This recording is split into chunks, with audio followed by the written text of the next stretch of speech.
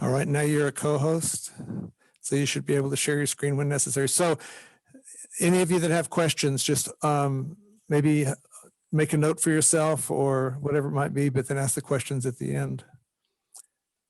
All righty, sounds good. So we're ready to get started? Not yet. We have some business to do, so unshare your screen. How do I do that? Here, hold on. There we go. Sorry about that. That's all right. We just make sure everything works. All Okay, right, first Kirk. we're going to start with self-introductions. We're going to do this real fast. The associate, you have a real quick thing over who you are, everyone else. Let's just keep it real short so we can move on tonight. First of all, we have Gene. How you doing, Gene?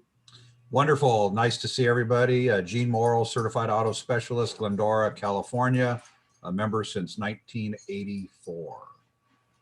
Moving on, we have Jim. Got to unmute yourself. I did, didn't I? Now we can hear you. Okay, I was good. Jim Ward from Ward Service, Monrovia, and I've been a member since who knows when, ever, a long time, long time. Since we're doing self-introductions, all of you might as well unmute yourself so that you'll be ready when the time comes. Next, we have David Greer. I'm Dave Greer. Glad to see you guys again from Baldwin Park Adult Ed. Next, we have Ali. Yeah, Ali Farizi with Olive Auto Center in Burbank. I believe I'm a member since 2010. Next, we have Randy. Randy Lewis, world famous Jasper Engines. I believe I've been a member since 2008. And we have Nina. Mina Smolders, Accurate Auto Works in Pasadena, member a couple of years. And we have Norm. Norm Blyden, CPA, we do, and business broker, we do monthly financials, payroll, taxes.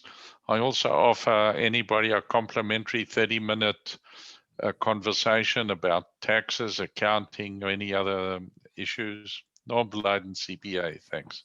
Thank Norm you, is Norm. also, Then we have Tim and Johanna. hang on just a second. Norm is also a regular contributor to our newsletter. He very graciously sends us articles every month that I'm able to include in the newsletter. Thanks. Tim and Johanna. Appreciate that, Norm. Hello, this is Johanna from Beamer PhD. Everyone, I'm Tim Shakarian from Beamer PhD.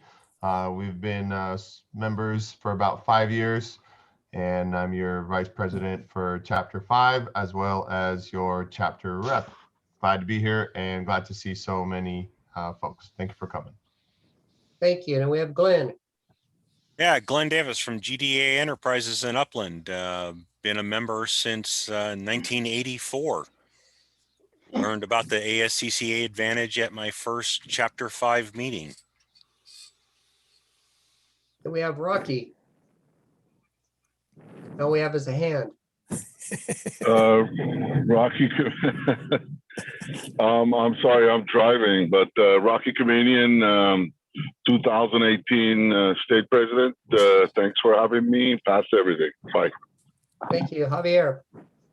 Javier with Joe's Garage, member since way back in 2020. Yeah. So you're the COVID member. And we have John R. John with Mitchell One, me and my dog here. I'm not going to go into a big commercial yet till we figure out how we get me signed up, but thanks for having me, guys. Thank you. Wendy. Wendy Luco, automotive instructor, Pasadena City College, and California Auto Teacher President. Thank you, Wendy. Colleen.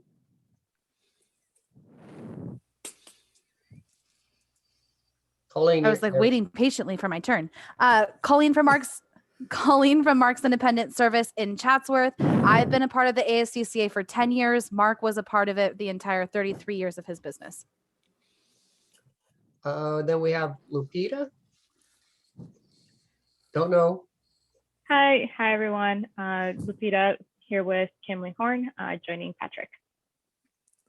Okay, John. We went through John. Craig Johnson. Hi, Craig. Craig Johnson, Craig Johnson's Automotive. And Roland Heights. Next, Cormark Insurance. That's the one for the thing. Then we have another John. John Epstein. Yeah, hello everybody. This is John Epstein from San Diego, Chapter 24. Been a member since around 99, give or take. I was state president the last 2 years. It's great seeing some of our educators on here and all the members. So thanks everybody for being here. Thank you. And then we have Daniel's phone.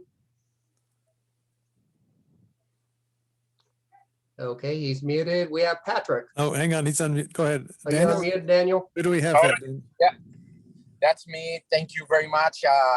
Tim has invited me to listen to the meeting. Daniel with Marine Automotive here in Marin County. Thank you. We have Patrick. That's a guest of Patrick Wong with Kimley Horn, guest of Tim and Johanna at Beamer PhD, and I'll be giving you a plug later on about stormwater. And we have Matt and Glenn. Yeah, Matt Nabity with Cormark Insurance Services. I think Glenn and I, between Cormark and Armstrong, I believe we're going on 10 years with ASCCA, so we've been around a while. And it's good to see everyone's faces, even though we're via Zoom. Recognize a lot of the faces in the crowd. So glad you guys welcomed us to tonight's event. We have It is. It's good to see everybody. Good to see you. Joseph, who is our chapter administrator, is the glue that holds us together. And I'm Kirk from Advance in Pasadena. Been a member since '67. Anybody I missed? Okay, moving on. Do you want to say anything, Joseph, before I move on? Yes. Yeah. Well, I'm in the next point anyway. I sent out an email saying that rather than electing board officers this year, just because of all the craziness that last year was, our current slate of board officers have agreed to extend their offices or their positions through 2021. But we need to ratify that with the vote of those who are here, who are chapter members. So in just Joseph, a moment. Yes. Could I move that we vote by acclamation? Certainly. So moved. Anybody want to second that? What's acclamation? It means There are no competitions. You have one person for one position. Okay. I'll second that motion. all right. Well, I love having Glenn around. Thank you. So what's the next step then, Glenn? Do we have to do anything or is it done? Well, we call for the question. If there's no question or there's no floor votes, then we move on with the vote and we get on with the night's program. Anybody want to impeach me before we start? Oh, heavens, no. This is the 5-year plan for you, Kirk. Well, if they impeach me, it means they take my job. All right. Any questions? Yes, Jim. We should probably said that, we're not in there because we want to be on the board necessarily trying to take care of everything. But if anybody wants to be on the board, we'd love to have people join us at the meetings. Just come sit in one of our meetings, or if they want to get into the board and get involved, we'd love to have you. The more the merrier. New ideas would be great. Absolutely. Yeah. If any of you are interested, just send Kirk or me an email. Our meetings are via Zoom right now. Previously, we met once a month locally here in Pasadena and had a rib dinner at the same time, but we've had to forego the ribs because we can't share it on Zoom. So once a month, Hey, we're going to be open in about a week. So yeah, if any of you would like to join, please express your interest to me. So any other questions? All right, then all those in favor of doing this by acclamation and keeping this slate? Anybody opposed? All right, we'll consider it done. Again, thank you, Glenn. You'll be our sergeant at arms or whatever that role would be. Parliamentarian. Thank you. Okay. Moving on, we have Craig. Would you like to give a NAST staff report? Yes, he did have one to give, but I'm not sure. He was here. Where'd he go? He was here. He's in the corner, but he's muted. Okay, well, We'll move on. Craig, if you come back, we'll let you give your report. If you don't come back. Here he is. Okay, there I am. I'm sorry. I did have myself muted. Can you hear me okay? Yes. Okay, thank you. No wonder I was talking to myself this whole time. So I don't have anything new about NASTF, National Automotive Service Task Force. The last couple meetings I've been asking everybody to join. NASTF exists to bridge the service information, tooling, information gap between the automakers, the parts people, anything you need that you can't get from the manufacturer's website. That's what NASTF is there to make sure you get. NASTF also runs the SDRM, which is the Secure Data Release Model, which is locksmiths use to get key codes. But more importantly, NASTF's there to make sure we get everything we need as independents to fix cars. And so if you can't get that, there's a tool available on the Diagnostic Network, on the IETN, and on NASTF.org to fill out what's called a service information request and to get that. And it's pretty streamlined now. It's not slow any longer. But I also want to mention to everybody that ASCCA financially supports NASTF, just like Jack Molodanoff, our legal attorney. We pay him a substantial amount every month that he very well deserves. Through our dues, we pay him, and through our dues, we pay NASTF. So those services are available to all the members. Sometimes I call somebody and I feel like I'm imposing, and you're not, because again, your dues pay for legal service, your dues pay for NASTF. So please, if there's any information you can't get, a tool you can't get, anything that the manufacturer you can't get from the manufacturer, or tooling from other people, please talk to me, Scott Brown, or any board member. Thank you. Thank you very much, Craig. And next, Gene, do you have anything on government affairs? Yes, thank you, Kirk. One of, for the new members and those of you who may not know, one of our strongest committees is the state's Government Affairs Committee. We do the things that you don't have time to do and probably a lot of you don't want to do or understand, because it is our wacky government comes up with crazy ways to word things to make us vote and try and do things that we don't know.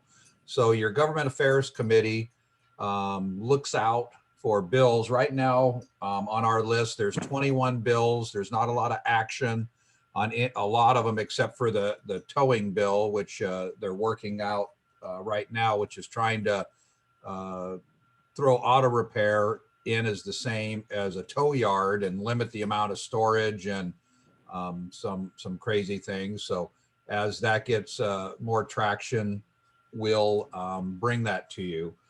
The Government Affairs Committee is chaired and headed by Dave Kusa, a state member, and by Jack Molodanoff, whom Craig mentioned. By the way, if nothing goes wrong, Jack is going to be our speaker at our next meeting in April. So he is our attorney, he is our lobbyist, he is our friend in the government. So you might want to make sure you join in next month to listen to his words of wisdom. Governor Newsom did sign a huge relief package. There's a lot of components to it. So if you haven't, if you want to, you can go online and look at it, or I can send you a link if you want. It has a lot of different things. There's some grant money available if you're able to grab it. There's some, different components that I don't know that are going to help us a whole bunch, but are going to sure as heck cost us some money at some point. The other thing that's a good thing is CAWA, which is a California Automotive Warehouse Association. They're our parts friends, and we partner with them quite a bit. They're trying to get a safety program or safety inspection for cars in California. And the way they're doing that is, first step is AB 471, which will, the brake and lamp inspection will turn into a safety inspection. So, we can kind of keep some of those cars that maybe aren't safe with no airbags off the road. So the next step is going to be, once they get that approved, then to go on for the full blown, safety inspection for all cars. So it'll be interesting to see how it works out. We call it the camel's nose under the tent. Once you get the camel's nose under the tent, usually the rest of the camel will follow at some point in time. So we're hoping, we're keeping our eye on that and supporting the parts people in that issue. Also, there was just a workshop, our wacky government at work, California Energy Commission, the CEC, is trying to, with the new president and the Green New World they want to present, are coming up with regulations, AB 844, data on how to lower the rolling resistance of tires so they can get better mileage. So there's some there are workshops going on, nothing really in law that we need to look at, but it's things to be aware of. And of course, the only way to increase rolling resistance is to take tread off the tire and make them bald. But when you do that, then they don't perform well in the wet weather or snow. So it's going to be an interesting to see where they land, on that. And also, where did I read? The next Bar Advisory Committee is April 22nd. And that's where the Bureau of Auto Repair, and we have representatives from our organization there, talk about how we can, work together and try and stay in tune. There's also a cite and fine bill that we're working with.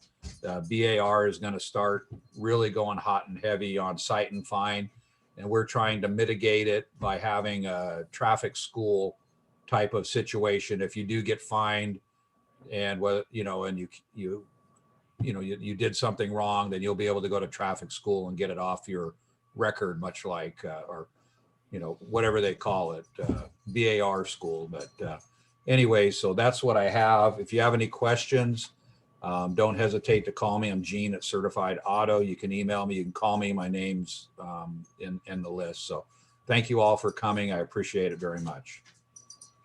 Thank you, Gene. You going to give a ASCEF report? Say that again? You're very low. My hearing's really bad. Oh, next we have you given a ASCEF report.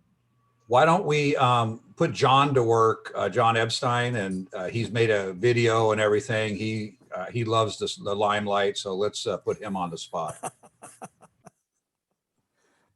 Hello, thank you. So actually there's a couple of the Educational Foundation board members on here. I know Wendy joined us recently. Gene's been on for the last couple of years, and I think actually you were on once before as well. So, thank you guys for all your hard work. So, the Educational Foundation, we give out scholarships, and right now we're it's actually scholarship application is open. I wasn't expecting to be put on the spot, so I'm going to say the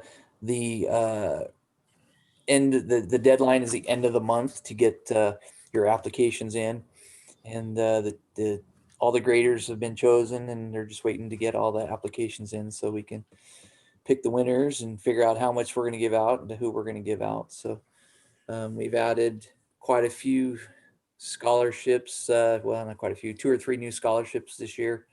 We started one for Dick Deloche. Yeah, thank you. I've been sick the last 3 days at home, so my brain's not quite working. But yeah, we started a memorial fund for Dick Deloche, and I think we were about $4,000 raised for it. And I've started one. I'm going to start one with my employees, and we're looking for more scholarships. So if anybody has somebody they want to do one in memorial for, or if you want to do one for your shop, or any of the partners that are on here, if you want to start one up, you can feel free to talk to Gene about it. You can always reach out to me. You can reach out to Wendy, whoever you want to reach out to, and we can get you information on that. The Amazon Smiles, we're on the Amazon Smiles program as well. So if you don't have a charity that you're working with, please, link us to your Amazon purchases. And I believe we've gotten, I don't know, $300 or so in the last couple years through the Amazon Smiles program. So it's real easy to do, and it's good money for scholarships. So the vehicle donation program is where we get most of our money. That the video that Kirk mentioned was how to talk to your customers about donating cars and how easy it is. And if you struggle with that, again, you can reach out to me. It's really a great benefit to your customers to offer that service. Not everybody wants to donate their car, but again, not everybody wants to have to try to get rid of a car that they no longer want. So you can be the good guy by volunteering to help them get rid of that car that they no longer want. So I think that's it. Thanks again for Gene. Actually, Rocky's on the committee as well. Wendy, thank you guys for your hard work, and looking forward to seeing how many scholarships we can give out this year. Hey, Thank you John. very much. Yep. Hey, John. Did you have anything on seminars? Hey, John. Yes. Dave. Can I take a moment for a moment, please? You got to just a second. Ask Kirk that. I'm not in charge. Oh, sorry, Kirk. Yeah, I know, Kirk. Yeah, we need to keep it short. We're running. Very short. Very short. I've got $500 cash today to go towards the scholarship, the ASCCA5 for past presidents fund. If somebody can match it, not one person, it could be 3-4 people. If they want to match it, I'll have $500 right here, which will be totaling $5,000 or $1,000. Thank you. Thank you, Rocky. Well, have to, everybody who wants to, you got the note on the side where you could put the donation in if you want to do it, and we figure that out at the end of the meeting. Gene, did you have anything on seminars? Well, I have a lot on seminars, although we can't really do anything, but I'm super encouraged with other states opening up, and we're having a little more freedom. We have Mikey B in the wings ready to do, his course. We have some technician things we're trying to get together and put together. Maybe I haven't talked to Wendy, but Wendy's putting in, she has service advisor class now. So we'll get together with her. And so we're hopeful we can, by April, May, we can get our rear ends moving and get some in-person classes going. So I will inform you as soon as I have more information. Thank you. Thank you, Gene. Hey, Kirk. Next, we're going to Tim. We're going with the chapter rep report. The chapter rep report, they made a comment that it wasn't a chapter 5 board meeting. Hey, Kirk, can I interrupt for just 1 second? ASCCA is going to have a virtual training event in May. I believe it's the 13th and 14th. Do not hold. Yeah, Tim. Okay, thank you. 13th and 14th. It's going to be a day and a half of training. We're going to be having a technical track and then a management advisor track. So, keep that in mind. We should have. I know there's been stuff put out about it already, but we'll get more details as far as the classes and instructors coming real soon. Thank you very much. Yep. Tim? So for chapter reps report, there's a lot of information, and so that we're not going over the details of it, I want to highlight a few points. Everybody needs to go to ASCCA.com and check out the information page. We're really putting forth an effort to get a lot of informative information up there. And like John said, there's the calendar. I invite everybody to look into the calendar aspect of it, because you can get super helpful information. I mean, like there's so much going on that I would worry to death with the details. But as far as the chapter reps go, the chapter reps met together for an onboarding orientation package. We've got a lot of new members joining and a lot of people switching around. So if you'd like to join in on a meeting like this on the chapter reps, It's very helpful. And the purpose of the chapter reps is to be the conduit between the state and the chapter. So we're really trying to get the information from the state. Like I said, all that information is on the website. The second point I wanted to bring out is KP Public Affairs is really helping the ASCCA with membership recruitment. And obviously we're trying to grow our membership with gaining new and more members. But what's dear to my heart is keeping the members that we have in our chapter and in all the other chapters as a tight-knit group. So member retention is very important. So all of you that are here, thank you for taking the time to come out, open your minds and learn.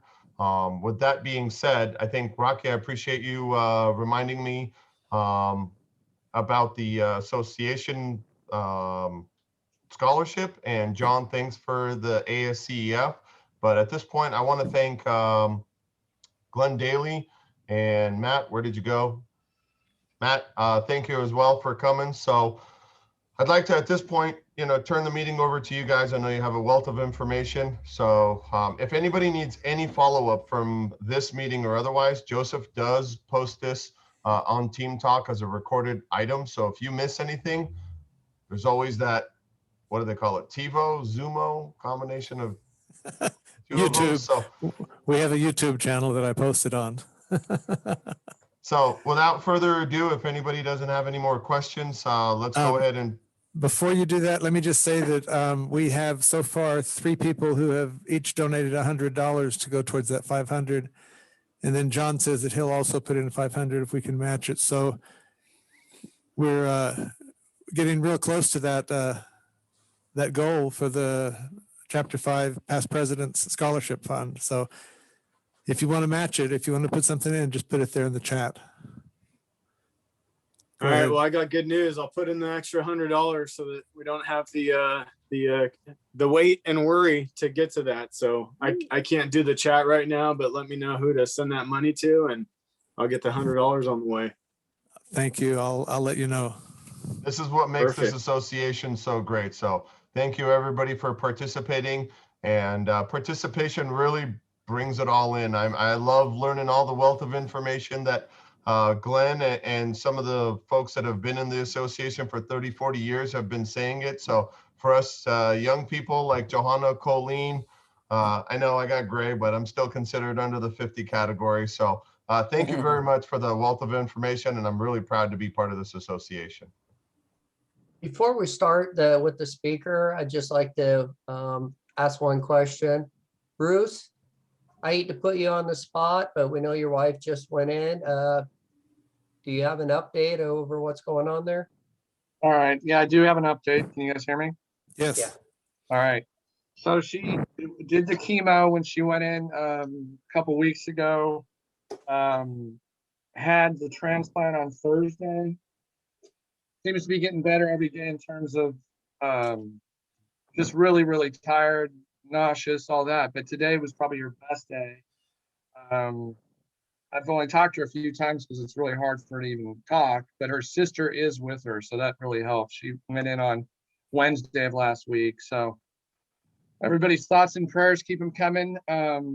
She'll be in until the end of March, most likely. And then, she'll be here with me for 100 days. So that's where we're at. But I appreciate everybody asking about her and checking in. But that's the latest and greatest. And hopefully by this weekend, she won't be feeling as bad. It seems like I said, it's getting better. Sure, it's going to take some time. Thank you, Bruce. Thanks, Sorry, guys. Tim, back to you. For those of you that didn't know, that was Bruce Hawley from Hawley Insurance. His wife is hopefully in recovery with doing well. So from our chapter, Bruce, to you and your family, for our families, Godspeed. So let's turn it on over to Matt and Glenn, who have got lots of informative information we've been looking forward to. Perfect. Thanks, guys. Couple of housekeeping notes. If we could have everyone mute their phones. I know that was mentioned earlier, and I believe Joseph mentioned, and I see the record button. So this is being recorded. If you do something stupid or embarrassing, you'll probably be the next big social media hit, and we'll all laugh at you. But do make sure that everyone understands that this is being recorded. So let me do a screen share here. Gene mentioned, some of the collaboration with CAWA, the Auto Parts Store Association. Armstrong and Cormark also have partnered with CAWA, I think 2 years longer than ASC. That's kind of how we got connected. And definitely over the years, there's been leaps and strides of the collaboration. So in the beginning, it didn't seem like the associations talked that much, but over the last, I'd say 5 to 7 years, there's a big time collaboration. So obviously it's the same interest in mine as far as lobbying and all that. So it's great to see the associations working together. Let's see here. So our agenda for tonight, we're going to go over, and a lot of this is going to be quick. I know we don't have a ton of time. I mean, I could talk insurance and probably put myself to sleep, but we're going to give you guys the most important updates.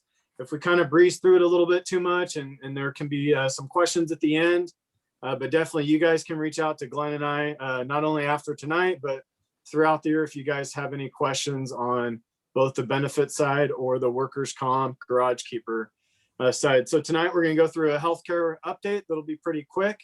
Some of what can we expect in 2020 with the new administration?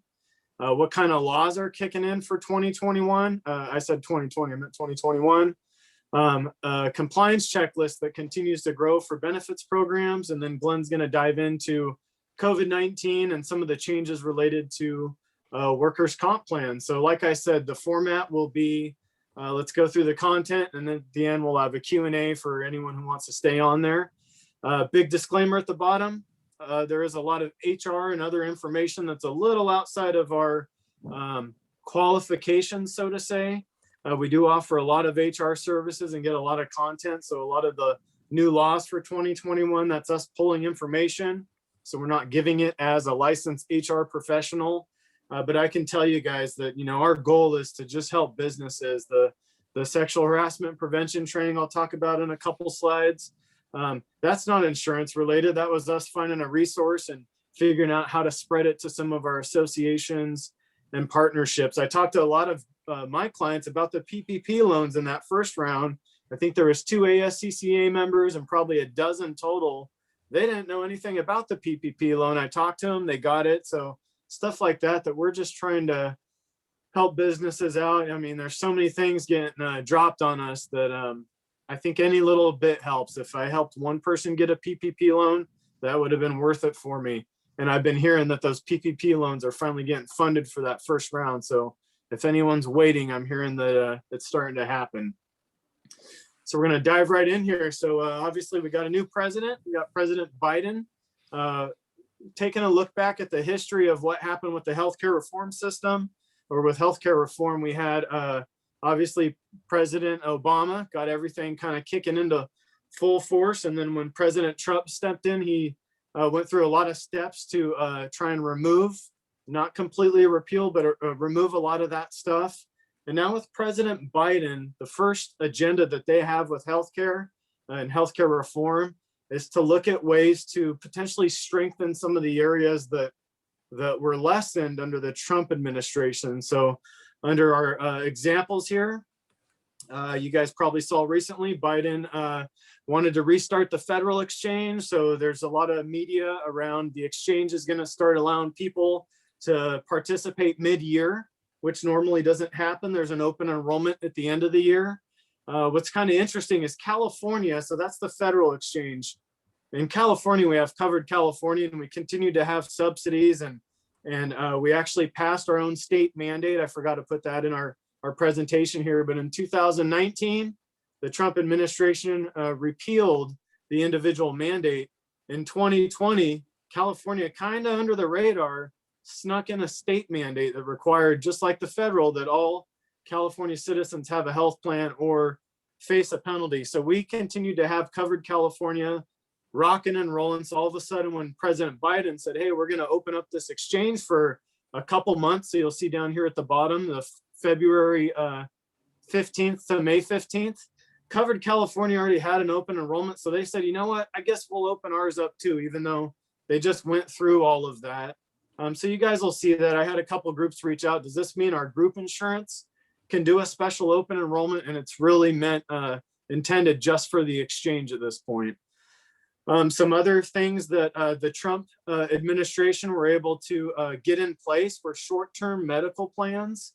California quickly passed legislation to prohibit those in California. So that was something we never saw gain traction in California, but those would be what they sound like, short-term medical plans, maybe not always the most comprehensive coverage. It was to help get people by in between their health insurance plans. But that was something California had already prohibited. And then association health plans. So we still continue to monitor that. Nevada's rocking and rolling. Arizona, there's quite a few states that adopted it and offered their businesses within their state some pretty decent discounts. I know CAWA, we helped them with Arizona and Nevada. So California had this old standing law, or this problem where they more or less shut down what they call MIWAs, multiple employer welfare arrangements. And that's what an association needs to get these association plans off the ground. So until California unfreezes that, we're always going to have that roadblock right now with these association health plans, but that's something definitely on my radar. I continue to check in with the carriers, and that's really the roadblock. So if anyone hears of like the Builders Exchange, they've had an association health plan.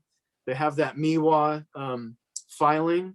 So that's how they're able to do some of that stuff. Let's see, moving right along here. I told you guys I'm going to breeze through a lot of this. I'm going to ask some questions at the end there. So as far as 2021, just from the insurance industry perspective, we have an association for brokers and carriers and all that. So they always give us, here's what's happening, at the Capitol, and here's what to expect. So as far as another big overhaul for the new Biden administration, we're probably not going to see something as large as what we all call Obamacare, the Affordable Care Act. What we will see, or what they're trying to push, is a public option to compete with the private market. So if you think a little bit about Covered California, it's not fully the public option, but what we're going to have is we're going to have all the carriers we have now and potentially a public option that's going to come in. It's going to cost a lot of money, so they got to get over that hurdle. And the other part is really how this public option is going to play out. Is it going to have as many providers on board with it? Because when Covered California came out, they wanted the price to be low. The carriers came in with their rate, and Covered California said, you guys got to lower your rates. So the only way that the carriers were really able to lower their rates, I guess by playing by the rules, was to restrict a lot of their doctors. So that was something that played out with Covered California. Obviously, Kaiser's one of our options. They can't restrict their own network, but we did see that with like Blue Shield. So keeping an eye on that. Now, is it a bad thing to have a public option? If it was single payer where we replace the whole healthcare system, oh, absolutely. Our taxes go a lot higher. Doctors get paid less, so less people want to be doctors. Treatment, everything. And I kind of got a few bullet points in there. But as far as a public option to go alongside of the private market, I don't think it could hurt. I mean, that's just another option. And if it's sharpening the pencil and getting the rates down, that could be a big play for all of us as consumers of health insurance, whether it's through small business or through individual coverage. Let's see here. So that was kind of my update as far as 2021. That's what we're hearing from our industry folks as far as, what are we expecting? I know there was a lot of the Medicare for all and that kind of stuff, but right now it looks like their main agenda is going to be to push for potentially a public option to compete in the private market. What's interesting, and this goes back to the federal exchanges, California, believe it or not, is a very competitive market for health insurance. We have a lot of carriers. You start to go into some other states, Arizona being one, they don't have anywhere near the level of large carriers that we have here in California. So even as we talk about this public option, it wouldn't surprise me if it doesn't change the landscape that much for us in California. I don't have it covered in slides. People ask me all the time, how do we control the cost? How can we make it cheaper? There was a seminar I attended. I wasn't last year because that was our COVID year, the year before. And it was with all of the Northern California major medical hospitals and groups. like the Sutters would be the equivalent of like the UCLAs and all those head honchos coming together. And it was a think tank as far as, what they were forecasting that the insurance market was going to do. This was before COVID, so obviously a lot of that changed. And the number one cost driver that insurance companies can't control right now is brand name prescriptions. So they're actually out there saying, if somehow from a government standpoint, if we can help restrict the cost or control the cost of these brand name drugs, it's insane when you look at the range of, some of them could be $100 a prescription, and some of them, one of the doctors said there was a medication, I don't remember the statistics now, but it was like 1 in 10,000 kids gets this condition, and when they're born they have to have this medication that's $1.5 million per prescription. And out of those kids that are subject to that condition, I think it was over 50% of them have to get a refill or continue to take it, and it's $1.5 million a pop. On their health insurance plan, it might be a $50 copay. So that's a pretty big thing. I know with the Trump administration, there was a lot of campaigning and talk about going after the pharmaceutical companies, and then it just sort of goes away. You don't hear about it. I've heard Biden talk about it, President Biden as well.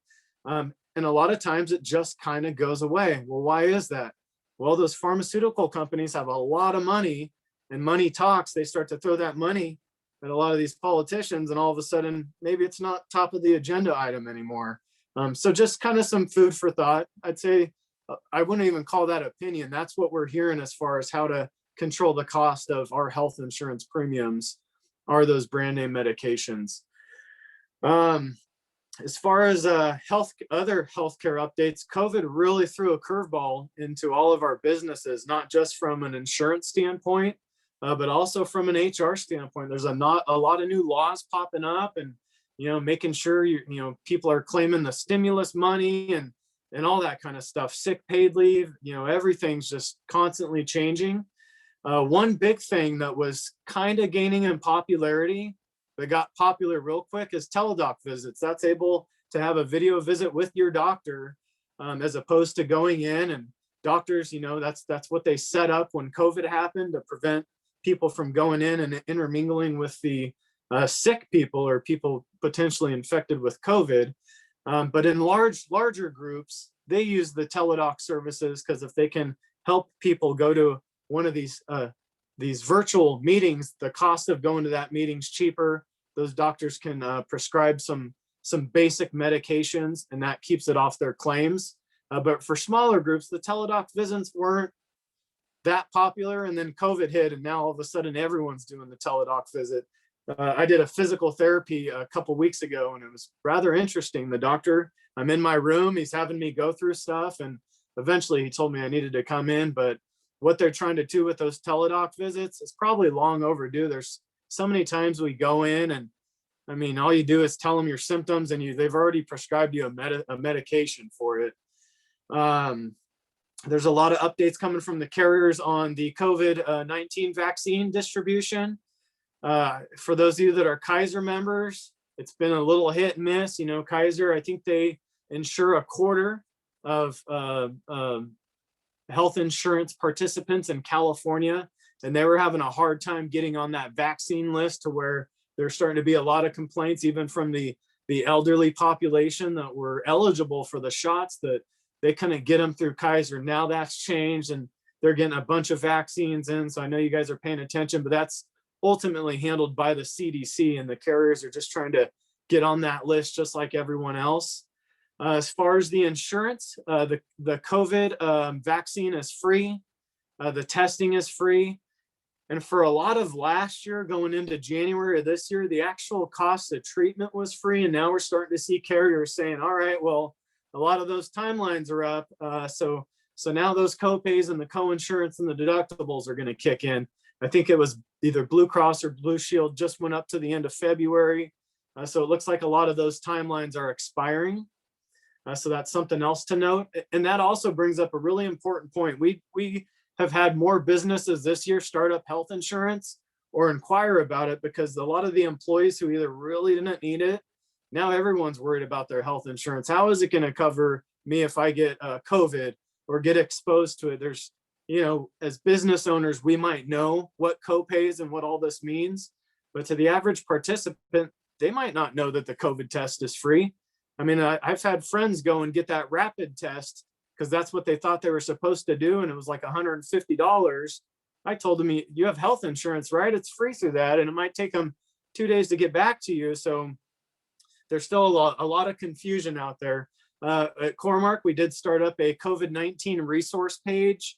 When you guys go to that landing page, you'll see links to specific carriers and how they're handling a lot of the treatment, the vaccines, and all that. You'll also see some important changes to the laws as those things are popping up. We're trying to keep that updated, as well as posting requirements. So there's so much information out there. So instead of blasting it constantly out, we decided it'd be better, more beneficial for us to create a COVID resource page so people can go there. Prior to this the second round of PPP, we actually have a lot of information still in there from the first round of PPP. Like I mentioned, we're just trying to help out businesses, conduct their businesses easier.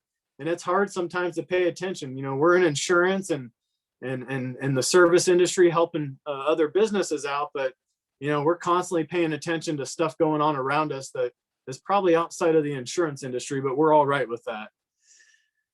Breezing right along here. And if anyone's doing any chats, I apologize. I can't pay attention to that as I'm trying to roll through these slides. So we'll address questions at the end. Some top laws affecting employers in 2021, COVID and workers' comps right at the top of that. Glen's going to go over that in a couple slides here. There's an expansion of the CFRA, which is the California Family Rights Act, that took effect on January 1st of 2021. And it expanded the act to cover smaller employers. So before, it was employers with 50 or more workers. Now it's those with 5 or more staff. And what it requires is employers to provide up to 12 weeks of unpaid leave a year for family and medical leave purposes, which, like I said, only applied to larger groups. So a lot of those parts of the laws are changing. I'm not going to lie to you guys and say I'm an HR expert. We do have my account manager as her PHR designation. So rather than going through all of our HR hotline services and stuff we offer to clients, our account manager usually answers 90% of them and answers them very quickly. And I know we do work with a few members on the line here. If we don't work with you, it doesn't matter. Don't feel bad if you guys reach out and you have questions on any of this stuff. Even if you don't want to work with Core-Mark, we're here to help everyone out. So feel free to shoot us an email, give us a call, have us look into things for you, including HR stuff. And the law also expanded their definition of family members. So now it includes siblings, grandparents, grandchildren, and domestic partner. And the definition of child also includes adult children. So there's a lot of these changes going on. Once again, it's very, very difficult to keep track of what the CFRA law was before January 1st and how it affects now. And now these other laws are changing. So like I said, we do have HR services available if you guys have more specific questions. Another law update we have is for the sick leave and the kin care law. So this basically prior, an employee was entitled to use up to half of their accrued sick leave to care for a family member, but not the full amount of sick leave that they have. And so the new law that kicked in on January 1st allows that individual to use their full amount of the sick leave with no approval from the employer required. So just things that, might not be that big of a concern to you guys as business owners, but it's good to keep track of all these, changes that are happening around us. And a lot of this was stemming from COVID, a lot of the unemployment benefits being extended. Group health insurance back in early 2020 had a special enrollment period for people who might not have enrolled. And then all of a sudden COVID hit, and it was a way for them to get on the plan, if they were scared about making sure they had coverage and all that. So like I said, stuff continues to change, and we do our best to keep that COVID resource page updated. Some new laws kicking in. This one is actually probably long overdue. They called it the the No Surprises Act. This will start in 2022. A lot of you might be aware of on PPO plans, if you go out of the network, these providers often charge not whatever they want, but it's a lot more, and it's applied to your benefits of your plan differently when you're on those PPO plans.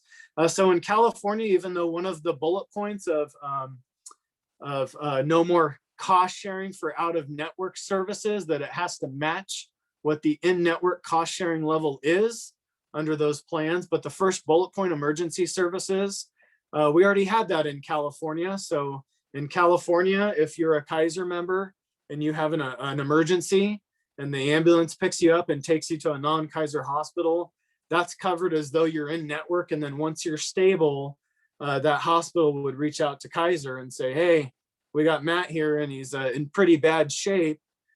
We could transfer him to your hospital, or do you want to have him stay here? And if Kaiser chose to keep me there and not transport me to their hospital when I was stable, that's considered an in-network claim, even though I'm not at a Kaiser facility. So what happens out of network, and especially when you go to an in-network facility, maybe you scheduled a surgery at that hospital that's contracted, you show up for the surgery, the anesthesiologist goes to poke you, the surgeon does, opens you up, closes you up, you stay in the hospital, you're done, you get that big bill. Well, all of a sudden that anesthesiologist was out of network, you had no idea. So we do see those claims from employees throughout the year. We can fight those claims, but the average person calls up Blue Shield or Blue Cross. They hear that they're out of network and that's why they got charged so much for the anesthesiologist. Well, you kind of feel like they gave you a good explanation, we're done. Our team fights those and fights them until they're covered in network along the premises that you went to that contracted hospital, you had no idea that the anesthesiologist was out of network. Even if they told you you're going in for a big surgery, your mind's in a different place. It takes us a while sometimes to get those to be changed to in-network, but we fight that battle. So also in this, you'll notice it addresses when you're going to those in-network facilities and having services performed by out-of-network providers. So a lot of that's going to change. Does that mean that our insurance is going to get cheaper? Probably not. Is it going to go up a lot? Probably not, but it's not going to get cheaper. I would imagine it could go up a little bit now that the insurance companies are paying some of these more costly or more expensive out-of-network providers. And then they also fit the air ambulance in there. That's also been another problem. So that's probably one of the larger laws that was passed in 2021 that will be in effect for the 2022 year. And then another rule that changed a bit because of COVID was for FSA plans, flexible spending accounts. That's where if you have the plan for your company, employees can set aside pre-tax money to go into two buckets. One bucket is for healthcare expenses, and the other bucket is what they call dependent care. The easiest way to define that is daycare. So you got a bucket if you're expecting a lot of medical or dental expenses or vision. And then you got another bucket if you want that you could put money tax-free into those accounts. Now with an FSA, everyone's heard that use it or lose it clause. The amount you set aside for that year, you would use it up by the end of the year. Previously, you would lose the amount that you did not use. But more recently with legislation, businesses can offer up to a $550, what they call a rollover to the next year. So with this FSA plan, prior to COVID, if it was my company's open enrollment and I wanted to set aside $1,000 pre-tax because I knew I had a big surgery coming up, now COVID hits and they're not really allowing those surgeries and those different operations. They're really focusing on COVID and emergency surgeries and things like that. So the government saw the need that people aren't able to use that money they were setting aside pre-tax. So what we're going to do is allow them two options here. We're going to allow them to carry over those unused funds from 2020 to the 2021 plan year, or give them a 12-month grace period at the end of 2020. So at the end of my year that I had to use up my funds, if my employer went with option 2, I would have another 12 months to use that fund for this current year. So that's not a bad thing. And there was actually a need for that. Otherwise, not only could people get a rollover if their employer had it, but if they didn't, or there was a lot more than that 550, they could have potentially lost that money. So that was a long overdue one, and one that we continue to monitor. It also allows employees to do mid-year changes to the FSA that is governed by the IRS. So in the past, you can't make those changes mid-year, but they did allow that for this year and for next year, as far as as far as COVID's concerned, and not being able to access care like we used to. And I know I'm breezing through all this. Just a couple, I'm going to breeze through these slides too, but just some compliance checklists for those of you that do have group health insurance plans. Make sure you do have an ERISA plan document on file. That was something that's been in the ERISA law forever. And with Obamacare, the feds opened up that big ERISA book and said, what does this section say here about the ERISA plan document? Well, prior to them opening that big book up again, not only did businesses and brokers in the industry think that the ERISA plan document only applied to groups with over 100 enrolled employees, quickly the government came out and said, no, it actually says a group with any health plan needs to have a ERISA plan document on file. There's businesses out there that you could pay them money to have them create that ERISA plan document. They also have a lot of scare tactics, that there's all these auditors out there and they're finding businesses. We have yet to see that happening. We're hearing it's happening, but we haven't really seen it yet. But it is a compliance concern. If you do have a group health plan, just make sure you have that ERISA plan document. There's also a ton of notices and disclosures that should be distributed annually. That's something we include in our benefits booklets to help keep the amount of paperwork down. Also, if anyone does online enrollment, you can post those online or email them to your staff to satisfy those requirements. The summary of benefits and coverage should be distributed each year to those enrolled on your plan, and it's based on the actual plan they're enrolled on. It's a question and answer format of a benefit summary that'll say what is a deductible. A deductible works like this and that, and your deductible is $2,000. So I think it's a 9-page document, 9 or 10 pages. For any groups that have over 50 employees, I wasn't going to put this in there. I know most of our members are under that, but maybe you have other businesses that you have common ownership with. As far as those rules for those larger employers, there are formulas to combine those companies to see if you're over that 50 full-time equivalent mark. That's all stuff we can help you guys look at. More and more medical loss ratio rebates are happening. So the carriers, this is a law for the carriers that they have to spend a certain amount of the premiums they collect on claims. In small group, they have to spend 80% of the amount they collect on claims. So if they collect $1, they need to spend 80 cents on claims. If the rest of that, whether it's their overhead, paying commissions, profit, all that fits into that other 20%. For large group, it's 85%. So what happens is at the end of each year, the carriers have to release their actuarial data that shows how much premium they collected, how much claims they paid out. For those of you that don't have Kaiser, every year a couple carriers do have to issue a rebate. It hasn't been a ton of money, but when they don't hit that 80% mark on small group, they do owe a rebate back to every small group member or individual or large group. The carriers are doing their best to try and get right under that mark, because it's a pain in their rear end to have to give such a small partial rebate back to their customers. Now this year will be interesting with COVID. A lot of the claims are down. A lot less people are going in for that routine stuff. So are those carriers going to meet that mark? And if they don't, it's an automatic rebate system. So if you do get a rebate, that should be shared with the employees in the same manner that they are making contributions, or you as an employer are making contributions. So if you're paying half of everyone's premium and their dependents and you get a rebate, you should be giving half of that rebate to the employees because they paid half of that premium. If you're an employer that kicks in 100% of the premium and the employees aren't paying anything, 100% of that rebate stays with that employer. So some groups think, oh, I got a rebate, I'll keep it. That might fly under the radar, but best practices, follow the rules would be to share it in the same manner as your contributions. And like I said, there are a lot of rebates happening. Kaiser has never gotten close to needing to pay out that medical loss ratio. I even asked them about COVID because a couple carriers were given some rebates during the COVID, probably to avoid not hitting that 80%. I asked Kaiser and they said, gosh, our numbers are still really, really good. We invest so much back into the membership. So just some food for thought there. And then the California Sexual Harassment Prevention Law for groups of 5 or more employees. You guys have seen the association blast out that if you're a member of ASCCA through Cormark, through our HR service, we actually provide that training at no cost. It's through a company called Zywave.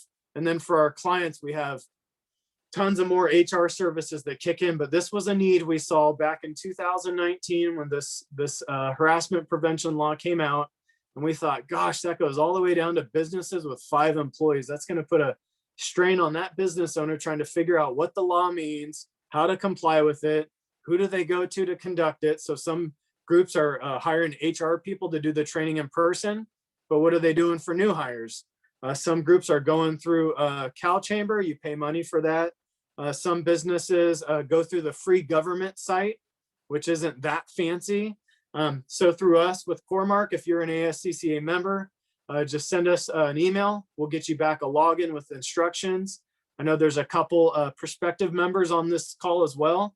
If you've been thinking about joining ASCCA and you look at something like this, then by all means, you would get access to it if you sign up as a member. Just as a reminder, this law initially was supposed to be completed by the end of 2019. And then California kicked the can down the road and said, now we're going to have it be the end of 2020. So that date did stick. They did not extend that. So the deadline was January 1 of 2021.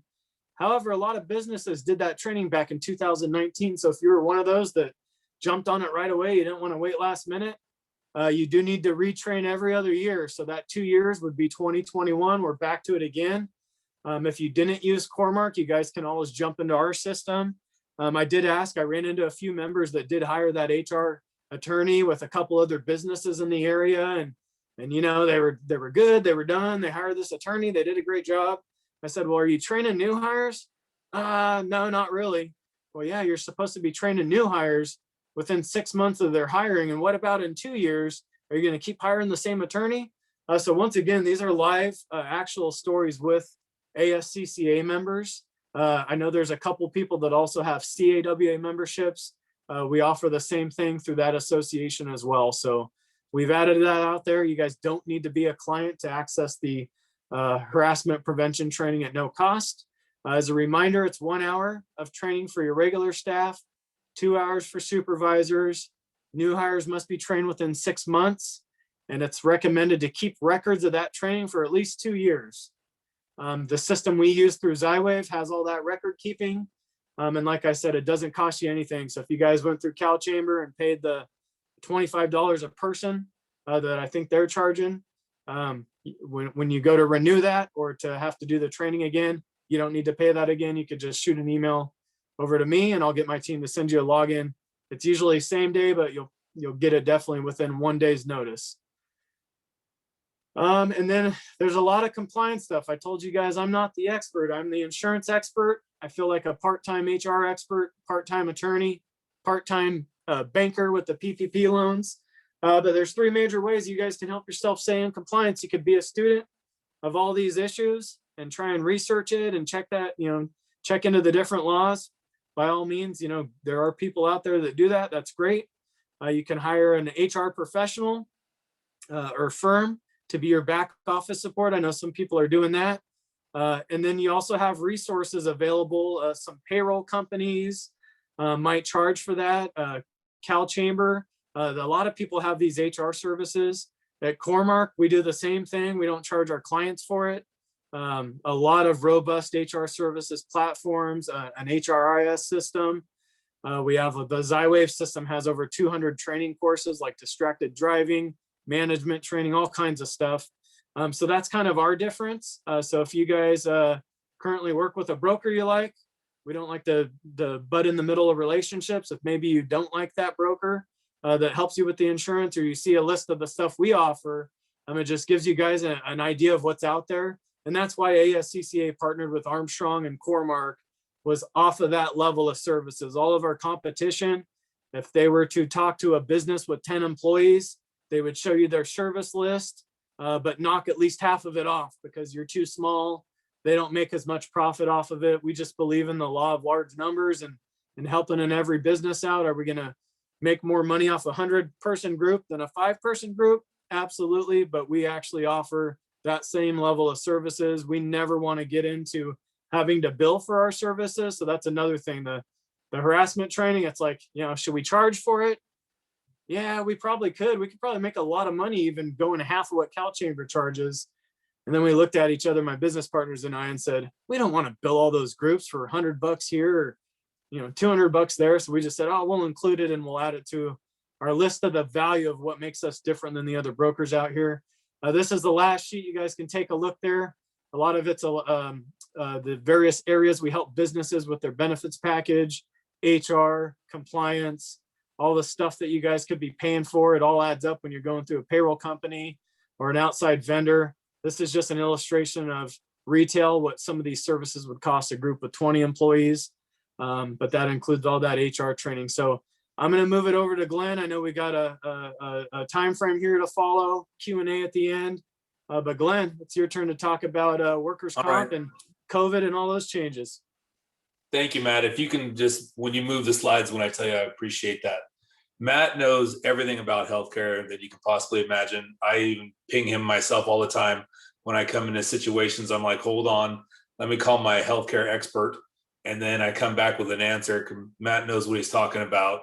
And if you're ever in a situation, where you don't need, you have a question or you need something, Matt is definitely a great resource to go to. What I'm going to be talking about real quick is some of the new COVID laws, or the COVID laws that are been in effect and coming into effect. The SB 1159 and the AB 685. Basically, Gavin Newsom signed these two bills into law. One, and they both sort of stay in effect from September of this last year through January 1st of 2023. There are some fine impacts that are regulated with these, and I kind of wanted to go over them just real quick and touch base on some of the some links that I put in here to provide with you to get an idea of what to expect when your employees get COVID, right? What do you do in that type of scenario? Once again, I'm sorry, I'm Glenn from Armstrong and Associates. I do the workers' comp and the garage keeper side of the business for the association. And so just wanted to, Matt, can we jump to the next slide, please? All right, there we go. Let me change it on my own thing.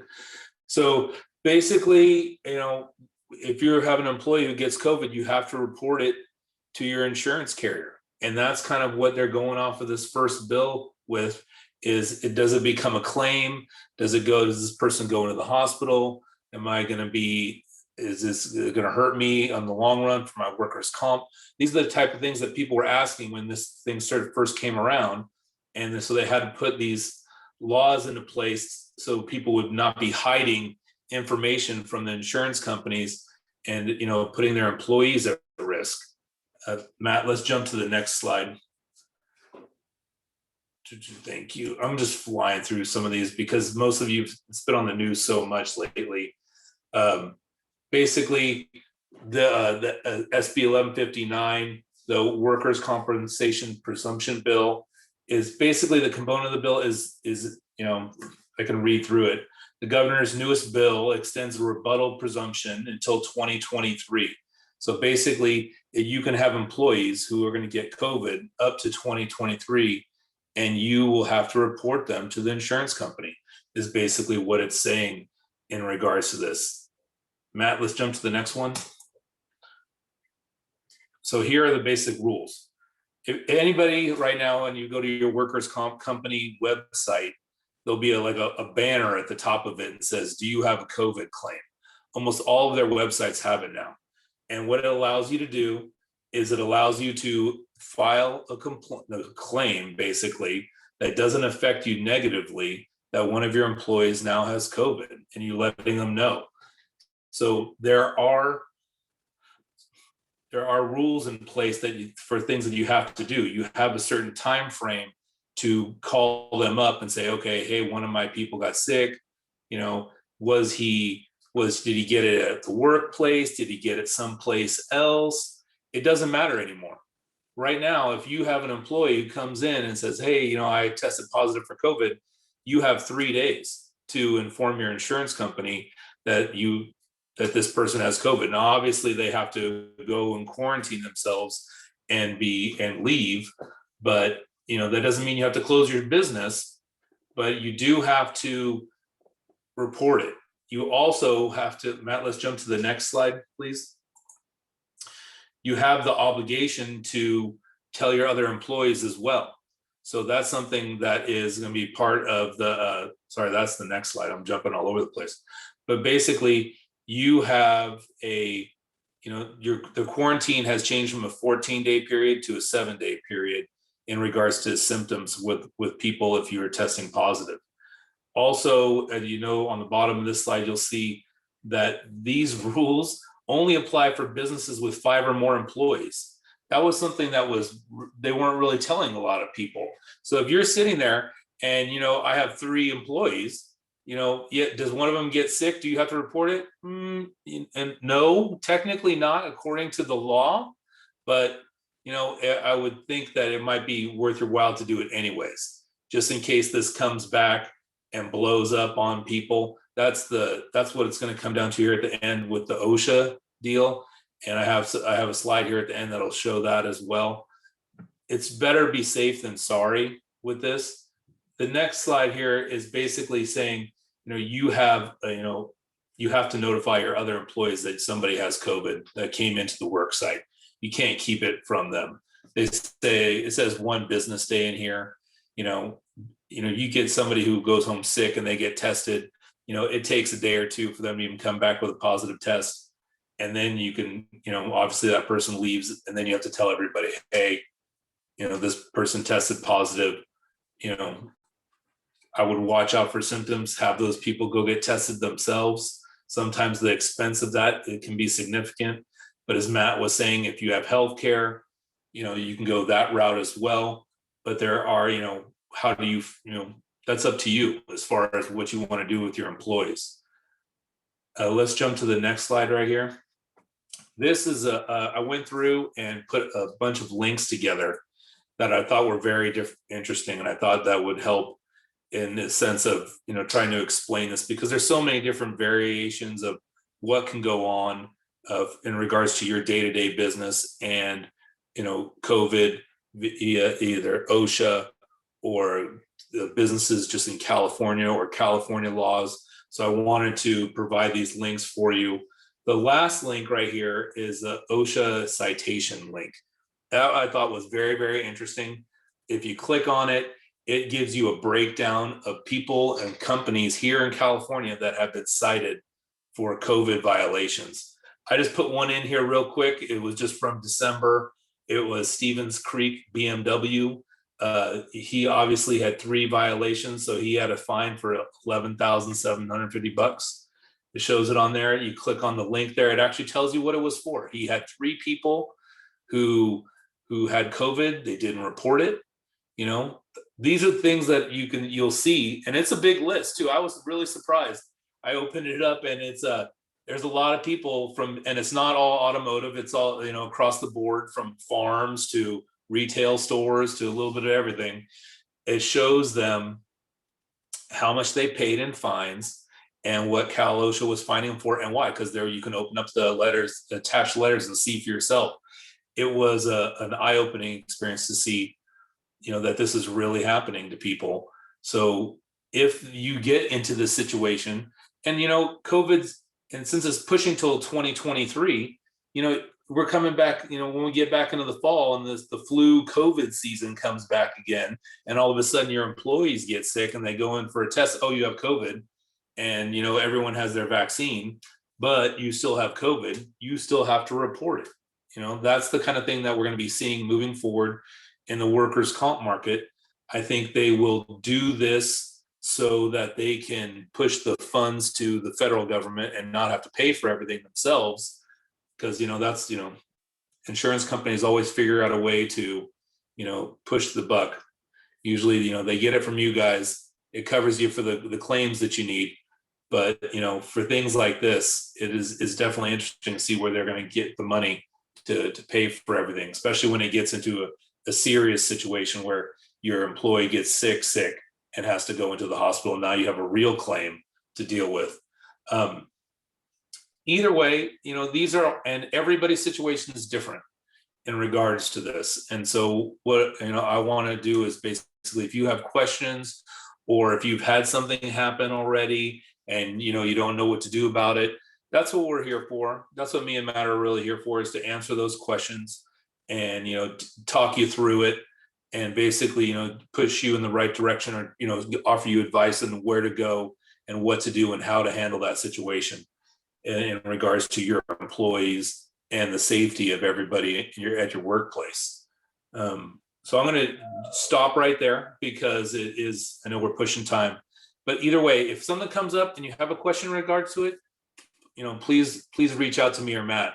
We'd like to help with that. Hey, real quick, I was able to look at, make sure I'm not muted here, at some of the questions. So it looks like Gene was asking about a group health plan, which I think I did address that as far as the association health plans and the roadblocks in California. I think it's absolutely a great idea. I'll mention to Jack and also get CAWA to see what type of lobbying efforts they've had.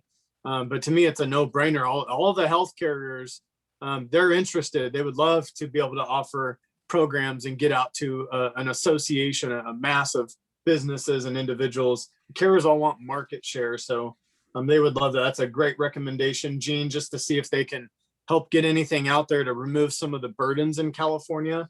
It still shocks me that we have so many. Let's see, I think that might have been it. I'll turn it back over to Joseph and Tim as far as how to finish the meeting and the Q&A and all that. Obviously, there's a wealth of information, and you can't possibly assimilate this information in one evening meeting. So our involvement and is super critical. Rocky, I see you got your hand up. You want to contribute? Absolutely. So I just wanted to ask Glenn or Matt. First of all, I wanted to thank Glenn and Matt for who they are, what they are to ASCCA, and they're definitely part of the solution for our industry and association. And you guys are always there. You've always been there, and we appreciate you. Thank you. Thank you. Thank you, Rocky. Thank you. And my other question is, or my other comment is, I guess, or maybe a question, is that would it be, what about the owners? Do the owners are they obligated to convey that they are actually infected? I would say no, because you are exempt from coverage as an owner. Okay. So you wouldn't be filing a claim on yourself anyways. Right. But I would say, if you do get it, I would say you probably still have to tell your employees. I was mostly concerned legally, because if you know what I'm saying, it's not so much of a workman comp thing, but legally, are we obligated? That's it. Sounds like an HR question to me. I'll research that and get back to you guys. All right, Mina Smaldridge, you have your hand up. Hey, Mina. Hi. We had a couple of instances when one actually had the COVID, and it depends on where your business is. We are in Pasadena, so we're under Pasadena Health Department. So not only do you have to report that to the workers' compensation, but you have to report it to the health department that governs your area. So you might want to take that into consideration. And their rules are different. Let's say Pasadena is different from Los Angeles County Health Department. So they're more stringent with their reporting requirements than LA County. So keep that in mind also, because that you have to do that, because otherwise Pasadena Health Department or other, let's say Long Beach, they can come and close on your business if you don't follow their rules.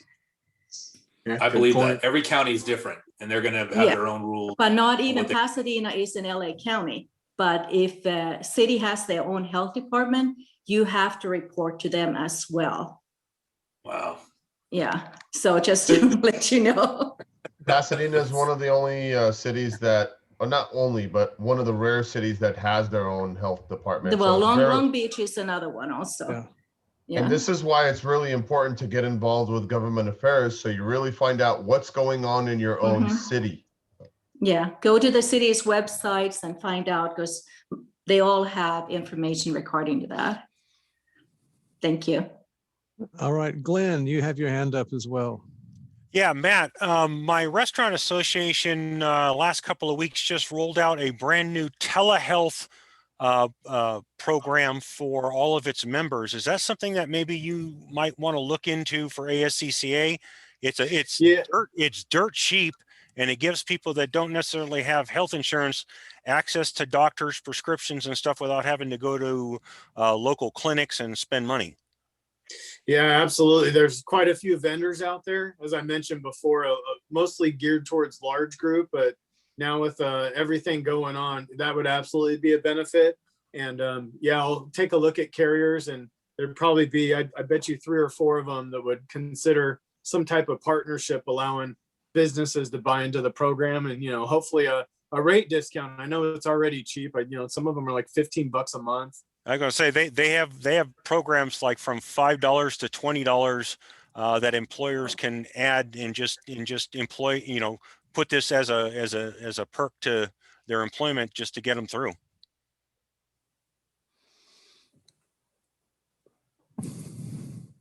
Yeah, absolutely. I got it on my list. I'll report back to the board with some options.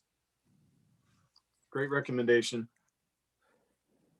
All right. Well, we are just about at 8 o'clock. So, Kirk, back to you. Okay, it looks like according to what we see on the sides that we're $100 short of getting $2,000. No, actually, we've got it all because Matt also threw in $100. So we've got 5 $100 gifts. So that will match Rocky's. Thank you. And then we have, John had said he would match another 500. And so we had another $500 come in.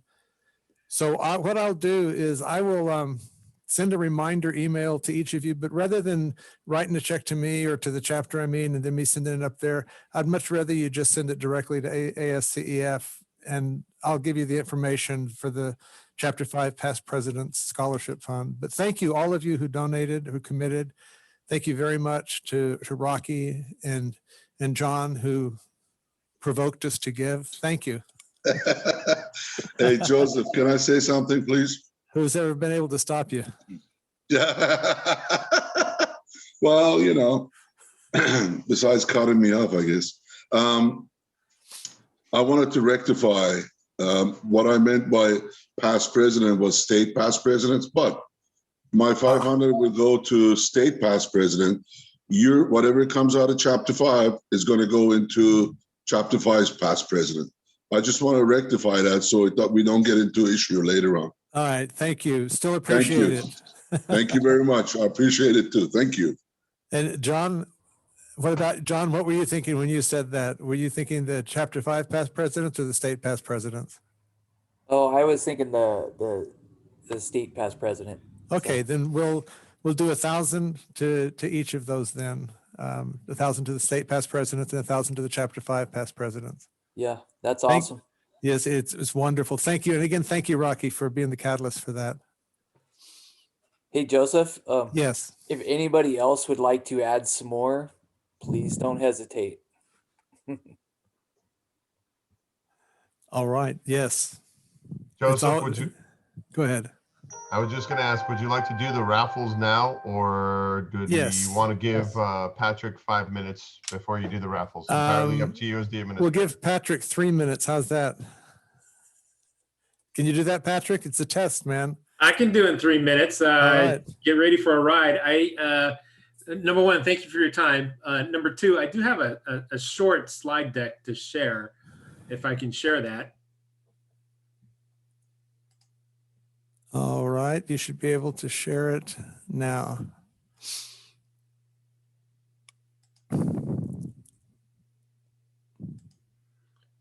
Let me know if you can see that. Yes, it's there. Yep. All right. So essentially today, I just want to give a brief overview of what stormwater and what it means to you. Again, my name is Patrick Wong. I'm a stormwater engineer at Kimley Horn. Kimley Horn is a national engineering company, 90 offices across the United States with 4,300 people. Great employees and engineers and planners working together for our clients. We work on large projects and small projects. And one of them that I work on is in the stormwater compliance area. And so, when we talk about stormwater, it's about the rainwater. The rainwater comes down and hits the ground. But in the past, there was a flashpoint in 1969 in the Cuyahoga River in Ohio. It just got so polluted that it literally instantaneously erupted into flames. And in 1969, that was the point at which it heightened the awareness of stormwater and the precious resource that we have in that. And so from there, the Federal Water Pollution Control Act of 1948 was already on the books, but it didn't have any teeth. And so there came, after that flashpoint in the river, the Clean Water Act came in 1972, and it literally made it unlawful to discharge any pollutant from a point source into the navigable waters unless a permit is obtained. And so from there, you can see that the National Pollutant Discharge Elimination System was created. State of California and its regional water boards was created, and it filtered all the way down into the local county and cities that have these LID, low impact development standards to deal with water quality. And so water quality starts at the federal level, then hands it down to the states, then the states break it, at least in California, breaks it up into regions, and then the local municipalities, the counties and the cities develop implementation systems. And so obviously for you guys, you guys have shops. I don't believe that any of you guys have a shop that looks like this, but this potentially could be a problem. Even some of your what you think are best practices may end up being a problem. And so obviously we don't want any of that particulates, pollutants, chemicals running into the drains, into what we call in this right picture, the LA River that's now concrete lined to go into the ocean. And so now with all these laws in place, what happens if you don't comply? Well, the Clean Water Act has civil penalties, okay? The Clean Water Act also, what it does is it enables citizens to file suit against a business or person. So basically, if you're found in violation, the public now has a tool to go after that business or person who made that violation. In addition, because we're in California, the Port of Kelowna Water Quality Control Act also provides additional fines. And that one is a $10,000 per day per infraction fine. So if you're found in violation, let's say of one instance or maybe two instances on your site, it's $20,000 per day for as long as you ignore that notice of violation. And of course, your local cities could also, and other agencies could also file for violations. So what can we do to help you? Well, we can navigate the process. And there's a lot of recent laws that came on in the last year, one of them being called SB 205, which is the Senate Bill 205, which meant that it ties business licenses to stormwater compliance. So if a business were to apply for a business license, they would also, if they fell under the correct SIC code, they would have to show proof of stormwater compliance. And that's where we come in. We can help you conduct audits, training, and even design services to help you guys, to help your shops comply. And so with that really ends my presentation. This is just a teaser kind of information. And I know that Tim is going to schedule us for a little longer one another time. And I'd be more than glad to stick around later for some quick Q&A or maybe offline. And here's my information for you guys if you need it. So with that, I want to thank you guys for your time. Thank you for your time. Thank you. And that was very good. It was 4 minutes instead of 3, but I'm impressed. I'm impressed. Joseph, you want to give some money away? Yes, we want to get for all of you who are Chapter 5 members. Sorry, the rest of you. We're going to draw 4 numbers. And you will get a choice of either $50 cash to you, which means a check, or $100 off of your dues. And since many of you have already paid your annual dues in advance, then your choice is the $50. But let's see. Who do we have here? First one is All Time Gas Diesel, not here tonight. Oh, man. Oh. Yeah, and Kirk, that was just one away from your number, man. All right, we've also got, VJ's Auto Service. VJ, you still here? No, he showed up late and Yes. he didn't check in with the self-introduction. Yeah, you're supposed to be here for the whole meeting, but I guess you were here pretty early, so we'll let I'm that here. stand. All right, VJ, would you like, I don't know if you paid your dues annually or not. Which would you like to have the? If you haven't paid, if I haven't paid, I don't know. You can take the $100 off. Yeah. All right, I'll check and see. So, Yeah. All right. DJ, tell us about yourself since you were a little late introduction. Oh, I still got your part. I sent you a couple of text messages. You haven't showed up yet on your motorhome. Anyway, yeah, this is VJ from VJ's Auto Service. We work on cars, motorhome, boats, and whatnot. We've been there for 25 years. All right, thank you. And for anybody else that wins, you also have the option to donate it to the scholarship fund. Yes. All right, our next number is Classic German Motors. Steve's not here tonight. Someone, Tim, you need to let him know that, or Kirk. I'll let him know. I did invite him. And we have Ward Service. Ooh. Who is here tonight. Wow. I've never won anything. Okay, look at that. You can't say that anymore. That's your right. turn, Jim. It's your turn, Jim. Sounds like inside job. No, it is. Hey, can I donate it to the scholarship? Yes, you certainly can. And then another $100 too. Oh, hell yeah. Thank you. Okay, well, you send that $100 straight to ASCCA5 and I'll send $50 on your behalf. Got it. So, all right, thank you. I see that arm. You've been playing too much. All right, well, that's our 4. And just so you'll know, if none of those had been here, we would have kept drawing until we had a winner. But tonight we have 2 winners. So, all right, Kirk, back to you. Meeting adjourned. Bye. Good night, everybody. Now we're open. Anybody wants to stay along for questions and answers or anything like that, they're welcome to. Joseph said he'll be on for another 5 minutes. No, yeah, if any of you want to hang around and talk a little bit, if you have questions, I don't know if Matt or Joseph, I sent you a personal message. I'm also putting $100. I see Wendy. I'm sorry, who said that? Is that VJ? Oh, thank you. I can't add.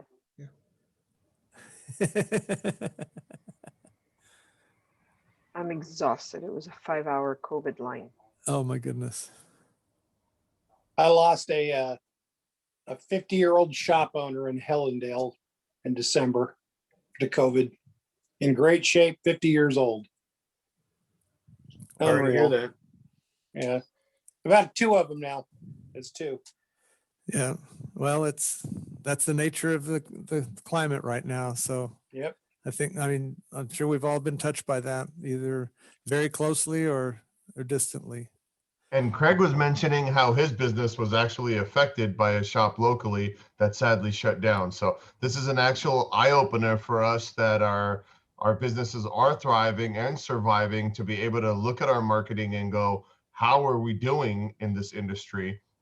And using our partnership and our membership with ASCCA to be looking into, are we taking advantage of all the facets that we have to be able to utilize these resources, whether it comes from using Cintas or talking to Norm, talking to any of the coaches that are associated with it, using Matt or Glenn, or even any one of the board members. And this is the opportunity that we have in a COVID time to be able to be business owners. So thank you everybody for being here and for sharpening the sword, as they say. Thank you. Tim, hey, did you know which shop Fred was talking about that closed? He said it was the oldest shop in Roland Heights, his being the second oldest. They didn't I think name it. David Greer has his hand up. Where are you, Hi, David? guys. I'd like to just want to remind you guys, our adult ed is having their advisory committee meeting again on Tuesday, March 30th, 2021 from 5 to 6. If you guys can make it, and I'll send you guys an email again to remind you. 'Cause I appreciate you. Send me that email. I'll send it out to all the members. Thank you, David. Okay, thanks. Okay, thank you, everybody. We didn't All really right. have a college So- report, Joseph. So I wanted to touch base and say, those of us that are on the college advisory boards, touch base with your colleges if you haven't already, because a lot of them are doing a lot of this similar training on Zoom. Some of them are actually opening up some ways. Unfortunately, Greg couldn't be with us. Wendy, I know she just bowed out. So it's very important that we get involved with the colleges, because you know, I'm a big believer in that. I've got two of my employees that came from Pasadena City College that Patrick will tell you are amazing team members. Once you teach them into a process, and if your shop has a process, it will actually benefit not only you, but the entire industry. So thank you for all the educators that put forth the effort to be here.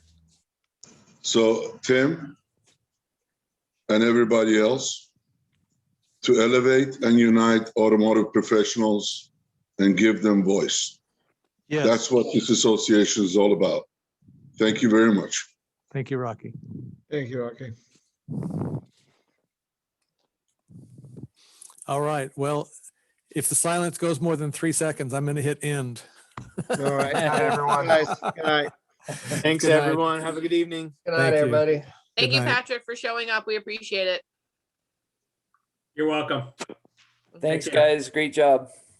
Good night, everybody. Good night. Thank y'all.